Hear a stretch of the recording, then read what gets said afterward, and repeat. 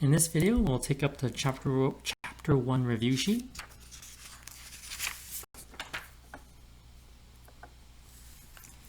Okay, so the first question says, a horizontal line test can be used to determine if a relation is a function. So we actually didn't speak about the horizontal line test. We only spoke about the vertical line test. But it does. The horizontal line test does do something, but it doesn't tell if your relation is a function. The vertical line test does that. So C, never true. Okay. For number 2, you just have a quadratic, and what's a domain? Of course, all real numbers because it's a quadratic function. Vertex. So just you have so many options. I'll let you choose. But I did the negative b over 2a method, and once I saw that x was negative 1, there could have only been one choice, which is B. What is the value of a? F of a equals 4. So let the output value be 4 and then solve for a. It's either negative half or 3. So the best answer is B again. For question 5, how many times do they intersect? So set it equal to 0, and then find the discriminant. Discriminant is positive, so there's 2 solutions, 2 points. Okay, so for 6, I just have to sketch something. That's just what I sketch, but what you have could be totally different and it'd be okay.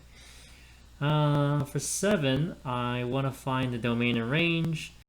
So for 7, so I have the equation luckily. So for that parabola, the domain is all real numbers and the range is less than or equal to 5.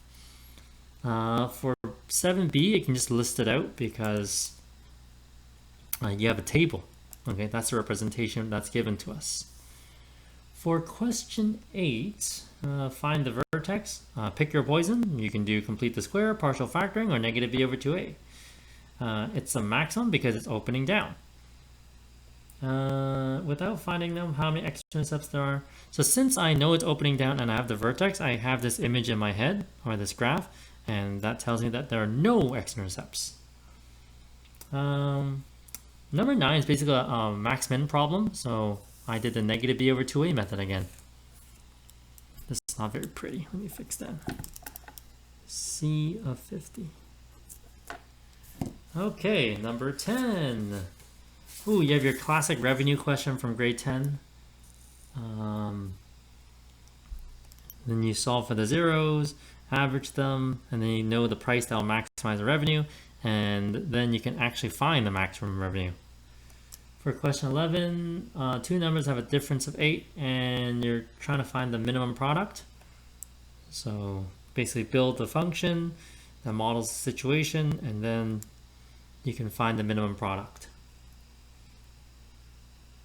12, determine exact. So yeah, you just have quadratic functions. You're just trying to find the zeros. So in both cases, you have to use a quadratic formula. Yeah, they're not factorable, which is unfortunate. But I just noticed something. I would take off some marks for myself. So root 89, that as a radicand, I can live with. But root 40, you can definitely simplify this. Because 40 is, let's think of the best case scenario. You can have 4 times 10. 4 times 10. So this, let's erase that because there's a better answer. So that means root 40 is 2 root 10. Divide everything by 2. So 2 plus minus root 10 all over 3. That's a much better answer. That will give me full marks. It's simplified. Okay. So 13, not much to say. You're given the zeros and the maximum value. And you know the x-coordinate of the vertex as well, because you have the 2 zeros. 14, you're just working with radicals. Just expand. So let you see that. Okay. All right, what about 15 here? We have diagonal. So yep, you're just working with radicals. So here, you would get 17 over root 2, but you want to rationalize the denominator because we prefer denominators that are rational numbers as opposed to irrational numbers. And I would argue there are two big reasons for that. One of them is just because we've decided that that's a standard form. And another reason is because before you had calculators, okay, back in the day, calculators were not very common. So 17 over root 2 is like not fun to calculate at all. But 17 root 2 over 2 is a much friendlier computation. So if that's the case, we want to rationalize our denominators. Anyways, if you rationalize it, your answer will be 17 root 2 over 2. And I showed you how to rationalize. So we'll talk more about rationalizing denominators in trig, but we really prefer 17 root 2 over 2. Some calculators will rationalize the denominator for you. But yeah, it depends on the calculator you have. All right, so 16, solve the equation. Oh yes, the first one is factorable, the second one isn't, so use the quadratic formula.